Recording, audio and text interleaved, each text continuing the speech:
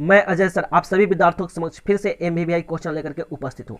आज हम लोग 10+2 के विद्यार्थियों के लिए विषय राजनीतिक विज्ञान से भाग अ स्वतंत्रता के समय से भारतीय राजनीति का पार्ट 1 राष्ट्र निर्माण तथा उसकी समस्याओं का 20 एमवीवीआई ऑब्जेक्टिव क्वेश्चन अर्थात 20 एमवीवीआई वस्तुनिष्ठ प्रश्न लेकर के उपस्थित हूँ। तो जो भी विद्यार्थी 2022 में इंटर की एग्जाम देने वाले हैं, 2022 में 10+2 का एग्जाम देने वाले हैं, उन विद्यार्थियों के लिए जो है मैं ये सभी ऑब्जेक्टिव क्वेश्चन और सब्जेक्टिव क्वेश्चन में लेकर के उपस्थित हूँ। तो आज हम लोग सिर्फ 20 एमवीवीआई वस्तुनिष्ठ प्रश्न का अध्ययन करेंगे जो बहुत इंपॉर्टेंट है, जो आपके एग्जाम में आने वाला प्रश्न है। ठीक है, तो आते हैं 20 प्रश्नों की जो सीरीज है, उन 20 प्रश्नों की सीरीज में सबसे पहला प्रश्न आपका स्क्रीन पर ये रहा। तो आज का सबसे पहला प्रश्न है कि भारत में विविधता में एकता की विशेषता किसने बताई। बहुत इंपॉर्टेंट प्रश्न है जो आपको समझना है, आपको एग्जाम में इस चीज को याद करके जाना है।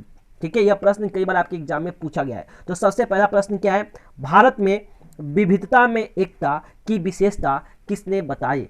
इसका आंसर होगा जवाहरलाल नेहरू। ठीक है, प्रश्न फिर से सुनेंगे। प्रश्न है भारत में विविधता में एकता की विशेषता किसने बताई। इसका आंसर होगा पंडित जवाहरलाल नेहरू। ठीक है, तो बढ़ते हैं दूसरे नंबर प्रश्न की ओर। तो आज का दूसरा नंबर प्रश्न आपका स्क्रीन पर ये रहा। तो आज का दूसरा नंबर प्रश्न है संविधान की प्रस्तावना में बंधुता का आदर्श क्यों रखा गया है।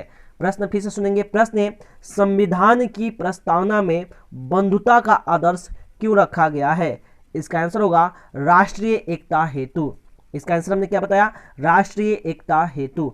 ध्यान से प्रश्नों को सुनेंगे और आंसर को आपको जो है अभी ही याद हो जाएंगे। मेरी दवा है, मेरी गारंटी है कि आप इस वीडियो को खत्म होते होते सभी प्रश्नों के आंसर आप याद कर लेंगे, बशर्ते आप मेरे चैनल पर बने रहिए और बिना स्किप किए हुए पूरे वीडियो को देखिए। ठीक है, तो बढ़ते हैं तीसरे नंबर प्रश्न की ओर। तो आज का तीसरा नंबर प्रश्न है कश्मीर के भारत में विलय पत्र पर किसने हस्ताक्षर किए। बहुत इंपॉर्टेंट प्रश्न है, ध्यान से समझेंगे। ठीक है, प्रश्न क्या है, कश्मीर के भारत में विलय पत्र पर किसने हस्ताक्षर किए। तो इसका आंसर होगा राजा हरि सिंह। ठीक है, अर्थात राजा हरि सिंह जो है 26 अक्टूबर 1947 को जो है भारत के विलय पत्र पर हस्ताक्षर किया था, जिससे जम्मू कश्मीर भारत का एक अभिन्न अंग बन गया। तो आपके एग्जाम में ऐसे भी प्रश्न पूछा जा सकता है कि राजा हरि सिंह भारत के विलय पत्र पर कब हस्ताक्षर किया। तो इसका आंसर होगा 26 अक्टूबर 1947 को। तो आप इस बात को भी याद रखिएगा। ठीक है, तो आशा करते हैं कि मेरे द्वारा बताई गई बातें आपको समझ में आ रही है।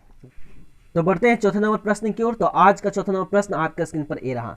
तो आज का चौथा नंबर प्रश्न है कि संविधान में भारत के किस राज्य को विशेष राज्य की दर्जा प्राप्त था।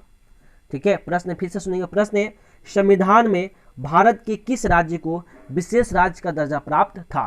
तो इसका आंसर होगा जम्मू कश्मीर। प्रश्न ऐसे भी पूछा जा सकता है कि संविधान में किस अनुच्छेद के तहत जम्मू कश्मीर को विशेष राज्य की दर्जा प्राप्त था। तो उसका आंसर होगा अनुच्छेद 370। ठीक है, तो आप इस बात को भी याद रखिएगा। ठीक है, प्रश्न ऐसे भी अब पूछा जा सकता है कि जम्मू कश्मीर के विशेष राज्य की दर्जा को कब समाप्त किया गया। तो इसका आंसर होगा 5 अगस्त 2019 को, अर्थात 5 अगस्त 2019 को जो है जम्मू कश्मीर के विशेष राज्य की दर्जा को समाप्त कर दिया गया है और वहां पे जो है 2 केंद्र शासित प्रदेश बनाया गया है, एक जम्मू कश्मीर और दूसरा लद्दाख। ठीक है, तो इस चीज को भी आप याद रखिएगा। तो बढ़ते हैं पांचवें नंबर प्रश्न की ओर। तो आज का पांचवा नंबर प्रश्न आपके स्क्रीन पर ये रहा। तो आज का पांचवा नंबर प्रश्न है राज्यों के पुनर्गठन आयोग का अध्यक्ष कौन था। ठीक है, प्रश्न ध्यान से सुनेंगे, प्रश्न बहुत इंपॉर्टेंट है। प्रश्न है राज्यों के पुनर्गठन आयोग का अध्यक्ष कौन था। इसका आंसर होगा न्यायमूर्ति फजल अली। ठीक है, तो बढ़ते हैं छठे नंबर प्रश्न की ओर। तो आज का छठा नंबर प्रश्न आपका स्क्रीन पर ये रहा। तो आज का छठा नंबर प्रश्न है राज्य पुनर्गठन अधिनियम के अनुसार भारत में किस आधार पर राज्यों की रचना की गई। प्रश्न ध्यान से सुनेंगे। प्रश्न है राज्य पुनर्गठन अधिनियम के अनुसार भारत में किस आधार पर राज्यों की रचना की गई। इसका आंसर होगा भाषा के आधार पर। तो बढ़ते हैं सातवें नंबर प्रश्न की ओर। तो आज का सातवां नंबर प्रश्न आपका स्क्रीन पर ये रहा। तो आज का सातवां नंबर प्रश्न है 1956 में कौन से द्विभाषी राज्य बने। प्रश्न ध्यान से सुनिएगा। प्रश्न है 1956 में कौन से द्विभाषी राज्य बने। इसका आंसर होगा बंबई व पंजाब। ठीक है, याद रखिएगा बंबई का विभाजन जो है सन 1960 में हुआ था। ठीक है, और बंबई का विभाजन सन 1960 में करके जो है 2 राज्य बने थे, एक गुजरात और दूसरा महाराष्ट्र। ठीक उसी प्रकार पंजाब का विभाजन 1966 में हुआ था और वहां पे भी 2 राज्य बने थे, एक हरियाणा और दूसरा चंडीगढ़। याद रखिएगा, चंडीगढ़ जो है केंद्र शासित प्रदेश बना था और हरियाणा जो है हिंदी भाषी लोगों के लिए जो है हरियाणा राज्य का गठन किया गया था। ठीक है, तो आपको ये बातें समझ में आ गई है। अगर आपको लगता है कि ये सभी बातें जो है इंपॉर्टेंट है और ये सभी प्रश्न आपके एग्जाम में आ सकते हैं, तब जो है आप मेरे चैनल को सब्सक्राइब कीजिएगा। ठीक है, नहीं तो आपकी मर्जी के ऊपर डिपेंड करता है। ठीक है, तो बढ़ते हैं 8वें नंबर प्रश्न की ओर। तो आज का 8वां नंबर प्रश्न आपके स्क्रीन पर ए रहा।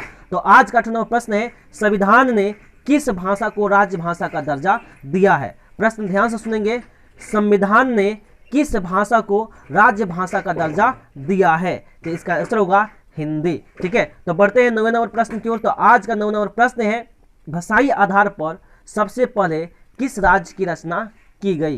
प्रश्न ध्यान से सुनिएगा, प्रश्न है भाषाई आधार पर सबसे पहले किस राज्य की रचना हुई? इसका आंसर होगा आंध्र प्रदेश। बढ़ते हैं 10वें नंबर प्रश्न की ओर। तो आज का 10वां नंबर प्रश्न आपका स्क्रीन पर ए रहा।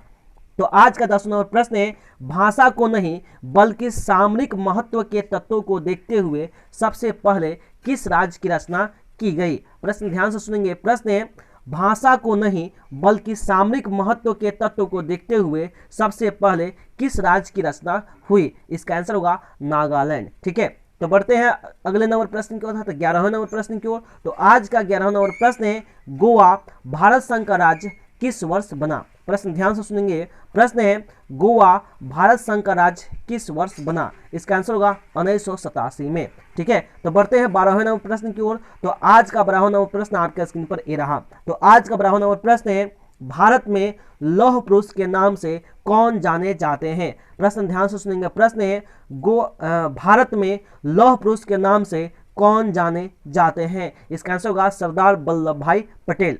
तो बढ़ते हैं 13वें नंबर प्रश्न की ओर। तो आज का 13वां नंबर प्रश्न आपके स्क्रीन पर ए रहा। तो आज का 13वां नंबर प्रश्न है, भारत के प्रथम राष्ट्रपति कौन थे? प्रश्न ध्यान से सुनेंगे, प्रश्न है भारत के प्रथम राष्ट्रपति कौन थे? इसका आंसर होगा डॉक्टर राजेंद्र प्रसाद। बढ़ते हैं 14वें नंबर प्रश्न की ओर। तो आज का 14वां नंबर प्रश्न आपके स्क्रीन पर ए रहा। तो आज का 14वां नंबर प्रश्न है कि स्वतंत्रता के पश्चात देशी रियासत कौन थे? ठीक है, आपको बताना है कि स्वतंत्रता के पश्चात देशी रियासत कौन कौन से थे। तो इसका आंसर होगा हैदराबाद और जूनागढ़। तो बढ़ते हैं 15वें नंबर प्रश्न की ओर। तो आज का 15वां नंबर प्रश्न आपके स्क्रीन पर ए रहा।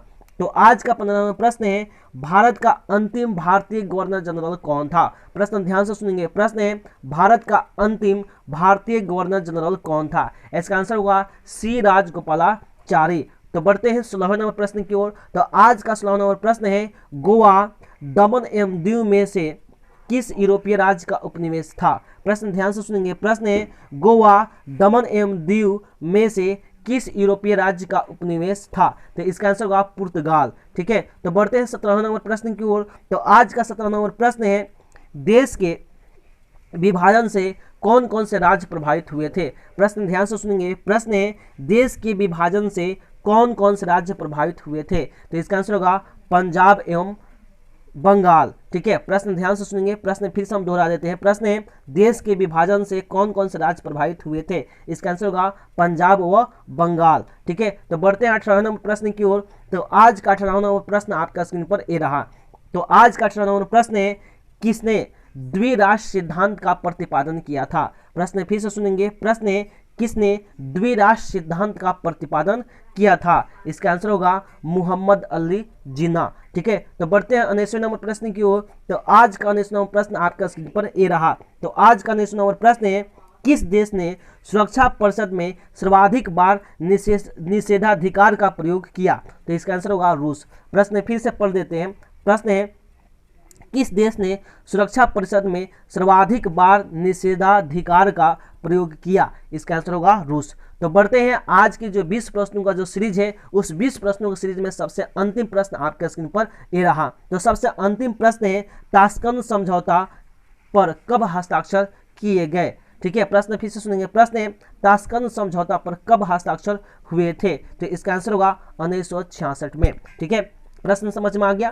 प्रश्न फिर से पढ़ देते हैं, प्रश्न है ताशकंद समझौते पर कब हस्ताक्षर हुए थे? तो इसका आंसर होगा 1966 में।